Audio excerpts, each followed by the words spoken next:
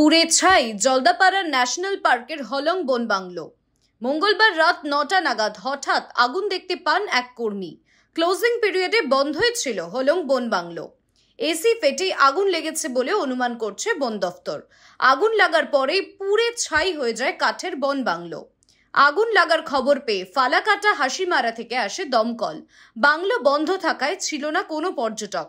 বন দফতর সূত্রের খবর অনুযায়ী কোনো হতাহতের খবর নেই বলে জানা গিয়েছে। বন্ধ বন বাংলোতে কিভাবে চলল এসি, সেই নিয়ে উঠছে প্রশ্ন।